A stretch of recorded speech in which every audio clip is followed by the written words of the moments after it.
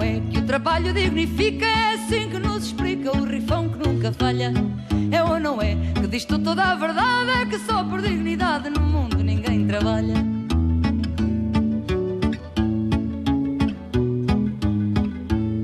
É ou não é que o povo nos diz que não, que o nariz não é feição, seja grande ou delicado.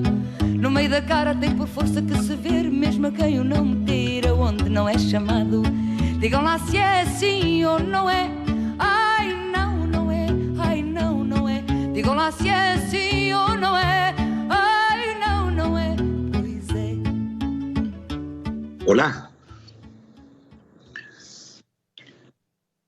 Bueno, aquí estamos con Carlos Rucauf. ¿Qué decís, Carlos? ¿Cómo estás? ¿Qué tal, Roberto? Bien, muy bien. Acá estamos atendidos por tu hijo, como siempre. ¿Ah, sí? Escúchame, antes de pasar a los grandes capítulos internacionales, ¿cómo es esto que todas las historias estas románticas, por decirlo de algún modo, políticas, problemas de conducta que tiene Alberto Fernández, todo el mundo decía que sabían hasta cuando iba a tomar helado con distintas chicas a Fredo? Bueno, pero es que mientras el tipo lo que hacía era aventuras amorosas, no causaba el impacto que significa saber que le pegaba a su mujer, saber que la agredía psicológicamente, porque a esta altura ya hay testimonios muy claros de esto, porque María Cantero ratificó lo de las fotos, porque Alicia Barrios también habló de torturas psicológicas y, como bien dijiste vos, mañana es una fecha clave porque va a testificar con obligación de decir verdad, porque va como testigo, no como imputado, un hombre clave que no solamente manejaba la quinta presidencial de Olivos, sino que había dado instrucciones de cambiar las cámaras de vigilancia para que no enfocaran la zona donde transitaba el presidente y su exmujer, y además donde fue sorprendido viviendo en la casa del personaje más complicado en la historia de los seguros. En un allanamiento por el tema de los seguros encontraron que quien vivía en esa casa era el administrador de la quinta presidencial de Olivos, chofer y hombre de todo servicio del presidente Alberto Fernández. Así que va a ser muy importante esto porque él no va a estar en condiciones de poder negar la realidad que vio, porque si niega la realidad que vio estaría cometiendo un delito y entonces estaría mucho más complicado. Así que vamos a estar todos muy atentos mañana a eso. ¿Qué tipo de final va a tener esto? Digo, en cuestiones tribunalicias. Va a terminar en juicios por mucho dinero. Yo ya dije en un artículo que ayer publiqué en Infobae que lo importante es que se metan entre ellos, que ella no quiera cobrarnos a los argentinos una indemnización, porque acá se habla del Estado, el Estado somos todos los que pagamos impuestos, porque no es un tema tan internalizado por los argentinos, por eso hay que repetirlo. En las elecciones de Estados Unidos hoy, el gasto público es central, porque ellos saben que el gasto público es la plata de ellos. Nosotros a veces cuando se habla de gasto público no nos damos cuenta que es la plata nuestra. Entonces, que Fabiola, que sin duda debe haber sido víctima de Alberto Fernández, no se olvide que fue, junto con Alberto Fernández, victimario de todos nosotros. Vos hablabas de Guadalupe Vázquez hace un rato en la investigación que hizo sobre los vuelos. Exacto. Bueno, yo en el artículo que publiqué ayer en Infobae, con información que me proporcionó Guadalupe Vázquez, pude contar, por ejemplo, que la señora Fabiola estuvo 3 días en Roma sola, sin su acompañante, sin el presidente, y estuvo con el Papa solas. Nunca pudo contar. Uno cuando ve los videos que estamos viendo, evidentemente ella se estaba preparando para un día demandar a su marido. Me parece bien, el marido era golpeador, que lo demande, pero el juicio por daños y perjuicios contra el marido, no contra los argentinos. Escúchame, y el rol de Cristina en esto que dice que no tuvo nada que ver con el gobierno de Alberto Fernández, pero disfrutaba justamente de los vuelos gratis. Cristina tiene un problema grave en la elección de los hombres. Generalmente le gustan los que tienen apellido francés, ¿no? Boudou, Lustó, Moro. Y bueno, se quedó, un día se agarró con un español y le fue peor que con el resto. ¿Qué va a ser? El peor presidente de la historia argentina nos lo puso ella. No se puede sacar el dogal del cuello. Bueno, le damos lugar a Javier para que pregunte. Ahora, Carlos, yo te quería preguntar si me puedes explicar esta semana, qué pasó esta semana en el Parlamento, porque los que todos creíamos que estaban con Milei, por ejemplo, Villarroel, Poltroni, el propio Mauricio Macri, parece que esta semana le jugaron todos en contra.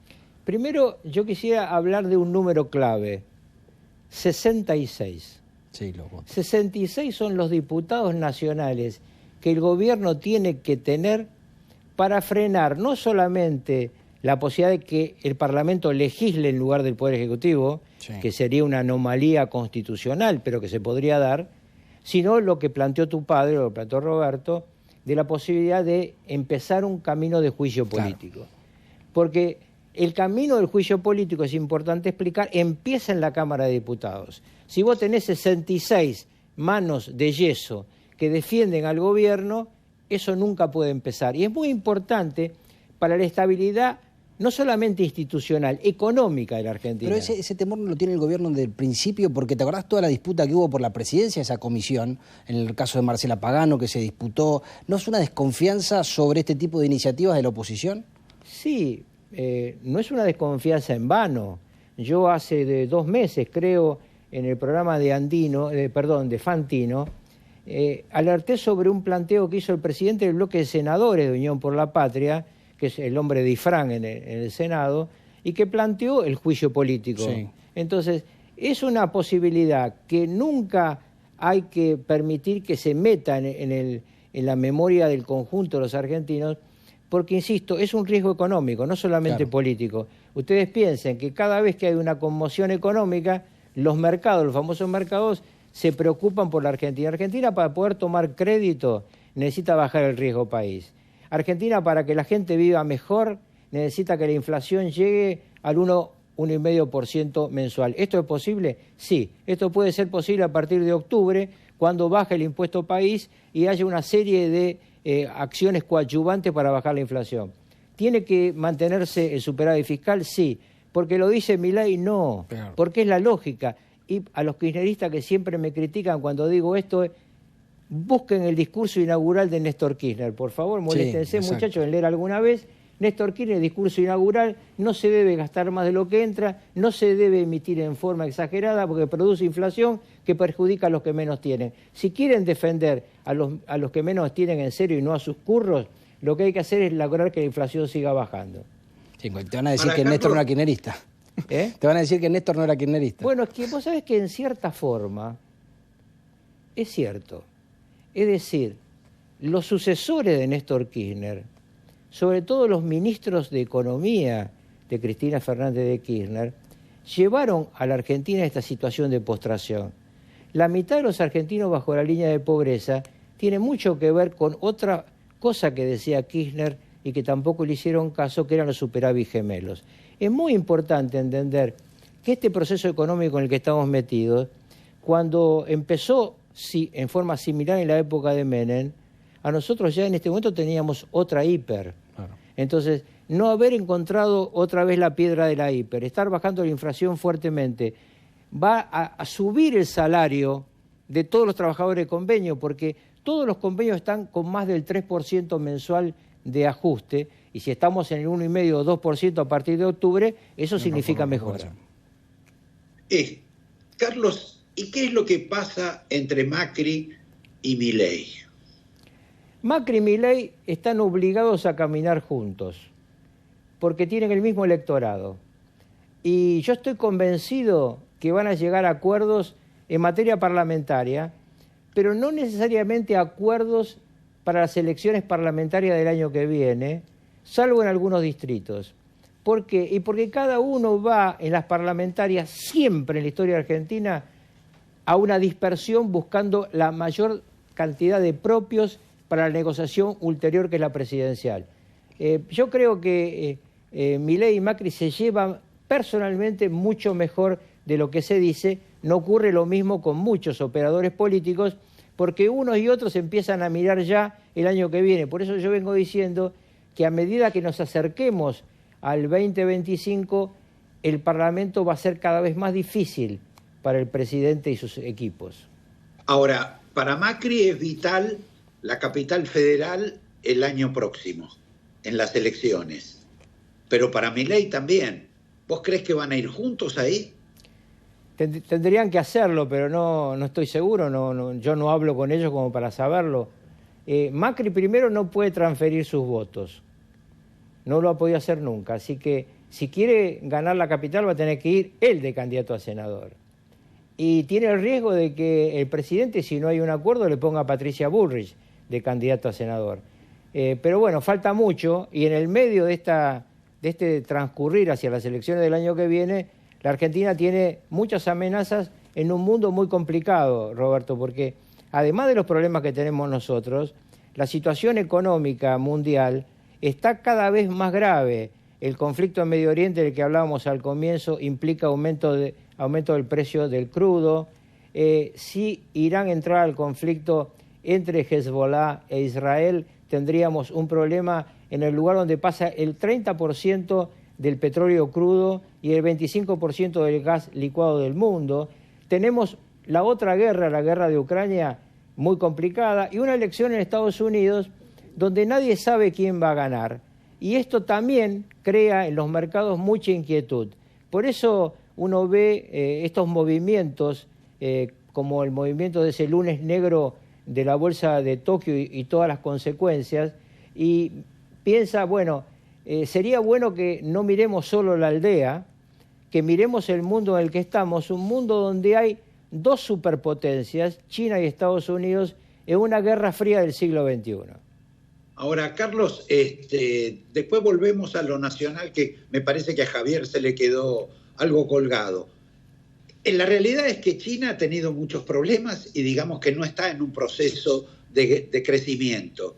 Y Estados Unidos, gane Kamala Harris o gane Trump, lo más probable es que el dólar padezca una devaluación.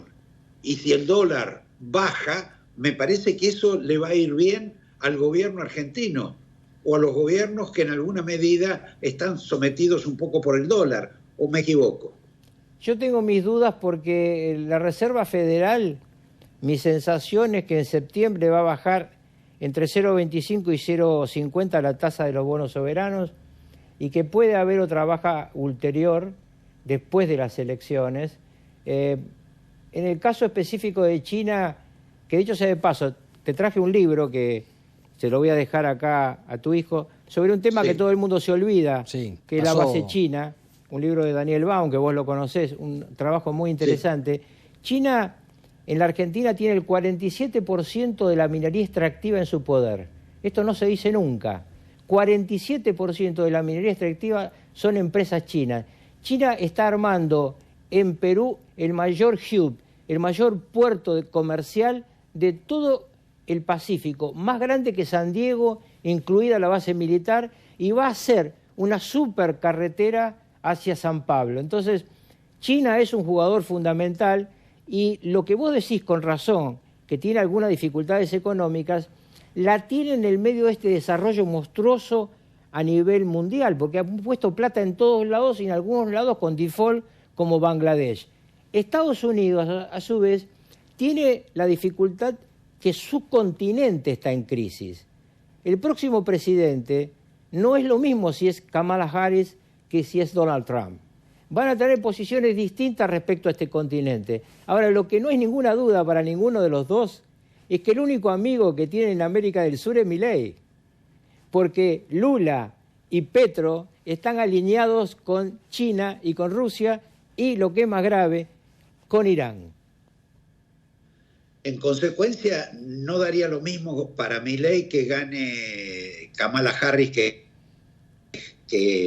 Trump, pero en última instancia, digamos, tiene una serie de lazos, no sé si ideológicos, políticos o de intereses que son comunes. Los intereses son comunes, pero cuando el presidente de un país mediano puede levantar el teléfono y hablar personalmente con el líder de una superpotencia, la diferencia es importante, porque no es lo mismo hacer el camino que todos hemos hecho, Departamento de Estado, etcétera, etcétera, etcétera, Fondo Monetario, a poder hablar con Trump y decirle, si no me ayudan, no puedo salir de esta situación. Trump es un tipo que ha demostrado que tiene amigos y enemigos. Escúchame, y ahí Javier, ¿qué quería preguntar? No, bueno, en términos de política internacional hablabas de Estados Unidos y el gobierno de Milei, que tuvo una actitud muy hostil hacia China en un principio y que ahora parece haber descendido de esa actitud, tratando de tener relaciones más amigables, ¿crees que es el camino correcto, el que tiene que desandar a través de la canciller Mondino y esta baja de tensiones? Yo creo que la visita de Karina Milei al embajador chino en Buenos Aires fue muy importante. Karina Milei es la guardaespaldas del presidente. Sí. Un poco lo que era Bauzá en la época de Menem.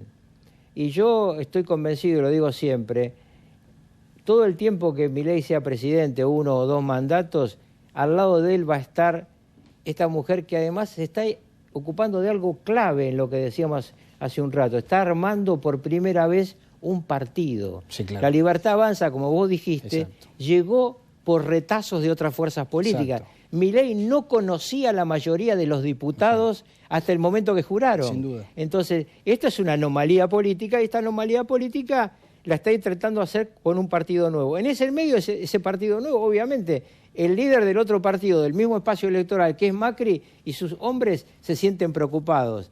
Pero cuando yo escucho hablar del tema de los entornos, siempre me acuerdo de lo que decía Carlos Menem. Los entornos soy yo. Claro, claro. Y a veces utilizan los entornos para pegarle a la figura. No sé si para pegarle, pero en todo caso, para que cada uno haga un juego de acumulación distinto. No es lo mismo la acumulación en materia parlamentaria que la acumulación en materia de partidos políticos. Y las discrepancias naturales, yo digo siempre, si hay 2 personas que piensan igual, una no piensa. Claro. Y en ese plano, ¿cómo lo ubicás a este hombre Santiago Caputo, que hoy parece uno de los vértices del triángulo del poder? Ese es el poder que le ha dado el presidente. Y yo creo que es muy importante analizar lo que es la estructura presidencial de la Argentina. Los presidentes toman decisiones todo el tiempo y este presidente es un presidente economista y en consecuencia tiene el 90% del tiempo metido en eso. Otros temas los delega en sus equipos. Es impresionante en su momento lo que logró el nuevo jefe de gabinete en las 2 leyes. Ahora va a tener que construir Francos, que tiene que ir pronto a hablar en el Parlamento en su obligación como jefe de gabinete. Va a tener que construir esos 66 diputados que yo decía hace un rato tengan fortaleza. Y Argentina, no me quiero olvidar de algo que me pidió que te dijera un hombre del sur que me escribió hace un rato sabiendo que venía a tu programa, porque muchas veces tocaste el tema. Jonas Walla vuelve a la Argentina. En el sur argentino hay muchos hermanos y hermanas nuestras preocupadas porque este delincuente no vuelva a aterrorizar a la gente. Atención a aquellos que tienen la responsabilidad judicial, porque Jonas Walla plantea un desconocimiento al Estado argentino, a nuestro himno, a nuestra bandera, y en consecuencia comete el delito de traición a la patria. Bueno, Javier, ¿qué querías vos? No, yo te cruzo de vereda, estamos hablando del oficialismo, te cruzo a la oposición. Hablabas hace un rato de que Cristina elige mal a los hombres, estos hombres con fonética francés, de apellido francés, y mencionaste a Lustó, que en su momento Cristina lo ungió como su ministro de Economía y como su Golden Boy.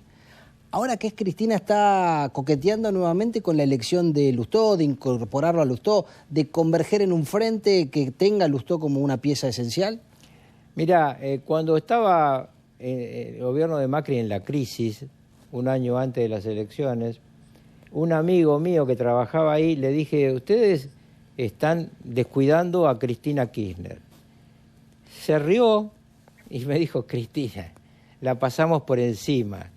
Bueno, Cristina sacó un conejo de la galera. El conejo estaba medio podrido, Alberto Sí. Fernández, pero Lustó es un tipo hábil, muy ambicioso, y está evidentemente negociando con el kirchnerismo, porque el mismo hecho de este tema de la Comisión de Control de la Inteligencia es muy significativo. Lo eligen a él de presidente, a Moró de vice y al hombre de confianza, Parrilli, como secretario general. Entonces, realmente Moró, seguramente el año que viene hay elecciones de senador en la Ciudad de Buenos Aires, va a ser un candidato que Cristina va a querer que gane la elección, y luego, si gana la elección de la Ciudad de Buenos Aires, se se puede postular en el 27. ¿Y por qué digo si gana? Porque ahí está el planteo que hizo Roberto hace un rato. ¿Cómo van a ir el PRO y Milei a la elección de senador del año que viene? Claro. Carlos, hay un tema que vos y yo en alguna medida hemos tratado como centro del programa, que es la cuestión de los 2/3 y la posibilidad, digamos, el trasfondo de que esto que hoy es un ejercicio anecdótico sobre números, cuántos hay, cuántos no hay, presentes, no presentes, etcétera, hay una figura clave en todo este asunto que se ha empezado a llevar mal con Milei y que podría ser, digamos, el receptáculo de una crisis de estas características, que es la vicepresidenta de la Nación. ¿Vos cómo ves hoy el rol ese? ¿Ves todo tan unido? ¿Lo ves algo despegado? ¿Cómo ves que está evolucionando este tema de Victoria Villarroel? En una crisis como la que vos planteás, es imposible despegar presidente y vice. Cerrando. Es decir, si hubiera una crisis como la que vos planteaste, la posibilidad de un juicio político, Victoria Villarroel es vista por el conjunto de los ciudadanos como el mismo proyecto. Puede tener ella ambiciones, naturalmente las tiene, podría ser más discreta en plantearlas también. Yo te digo, lo dije hace un rato, Roberto, de 1938 a 2007 el único vicepresidente, fueron 70 años, que terminó su mandato fui yo. Entonces la relación entre presidente y vice en la Argentina no han sido muy pacíficas nunca, ¿no? Pero en todo caso, un conflicto no se dirime porque haya una diferencia entre el presidente y la vice. Un conflicto se dirime en la Argentina por la economía. El gobierno de Milei va a ser juzgado no por ninguna de las cosas que se hablan todos los días, sino por cómo le va con la inflación y el empleo. Nosotros llegamos con Carlos Menem a la reelección de Carlos, cuando yo fui vicepresidente, con el 2% de inflación anual y el 14% de desocupación. Y ganamos con el 50% de los votos. Entonces, el tema central de la Argentina, Milei lo tiene claro y trabaja sobre eso, es la inflación. Y si logra bajar la inflación, se va a asentar mucho en el gobierno. Pregunta final, no, se la voy a reservar a Javier después. Pero, ¿por qué no se consiguen dólares hoy para el gobierno de Milei si en alguna medida Milei está tratando de, digamos, de ajustar no solo el presupuesto, el déficit, está teniendo superávit, está bajando la inflación, está planteando un esquema económico absolutamente aceptable para lo que son organismos, no digo internacionales porque el fondo tiene alguna discrepancia, pero para lo que podría ser alguien que le preste plata a la Argentina?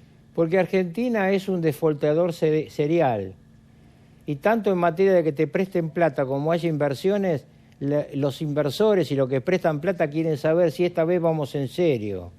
Esto es así, Roberto, no hay vuelta de hoja. Yo hablo con mucha gente de Houston, me dicen qué buenas las ideas de Milei, pero en serio, ¿ellos van a poder mantener esto o el día de mañana van a querer sacarnos las inversiones? Petronas, ¿sabés por qué viene? Porque hace 20 años que está esperando entrar para hacer gas licuado en la Argentina porque tenemos una reserva monstruosa de gas licuado y Petronas sabe que tenemos 20 años más para precio de gas alto. Por eso viene a la Argentina, pero no cualquiera va a venir hasta que la política demuestre que es capaz de poner primero la patria y el pueblo por encima de los intereses circunstanciales. Carlos, te agradezco y a vos, Javier, te dejo para la última pregunta y la posibilidad del aterrizaje final.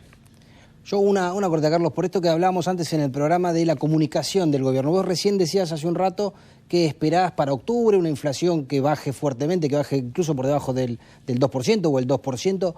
O sea, tenés una mirada muy optimista con lo que viene. ¿Por qué el gobierno no comunica también una mirada optimista? Sino más bien siempre es contestar críticas, pero no hay un trazado de a qué atenernos en el futuro de manera... Lo que nos espera a los argentinos, ¿cuándo vamos a empezar a estar mejor? ¿Es un error de comunicación? Milei es un típico presidente que contesta, no explica de antemano, encuentra que alguien dice una cosa que le parece mal y la contesta, es un respondedor, no es un explicador, está todos los días obsesionado con la gestión y no está mal que así sea, a lo mejor le falta que otros comuniquen los temas de la gestión. Pero yo estoy convencido que manteniendo esta ausencia de emisión espuria, manteniendo el superávit fiscal, Argentina va a ir a una Argentina muy distinta el año que viene, y no solamente lo opino yo. Dos calificadoras de riesgo están dando 30% de inflación anual para el año que viene para Argentina. Un derrumbe fenomenal de la inflación. Así es. Bueno, Carlos, te despedimos. Muchísimas gracias por haber estado acá y acompañarnos. Pero antes con los colores de Racing. Sí, claro, no pudimos celebrar. Antes de irnos, una recomendación, porque todo lo que tu pyme necesita, Más Pyme de Superviel te lo da. Alta 100% online con préstamo acreditado en 72 horas. Atención por videollamada y soluciones digitales en cobros y pagos. Superviel, más human, más banking, más pyme. Chao. Bueno, lo saludamos a Roberto desde la estratosfera, sí, que iba a llegar en el... Y le digo a los televidentes, no se pierdan el programa que viene, es muy bueno. Gracias. Un abrazo y hasta el domingo. Chao. Chao, muchas gracias. Hay algo que te quiero decir. Hay algo que nos querés decir, ¿no? Que te gustaría saber ya cuánto le prestamos a tu pyme. Hacerlo 100% digital y tenerlo aprobado en 72 horas. ¿Sos, eh? Bueno, con Más Pyme de Superviel lo tenés. Superviel, más human, más banking, más pyme. Hola. Hola, sí. ¿Se encuentra Héctor? Sí, ¿de parte de quién? Lionel Scaloni. ¡Calul! Hola. Te estuvimos siguiendo. Y tu compromiso con el grupo es espectacular. Héctor, Argentina te necesita. Hola. Yo sabía que podía encontrarte hasta ahora. Tu dedicación es clave para la formación de los pibes. ¿Contamos con vos? Esto es 1 a 1, Pablo. Hay que convocarlos a todos. Pensá en macro.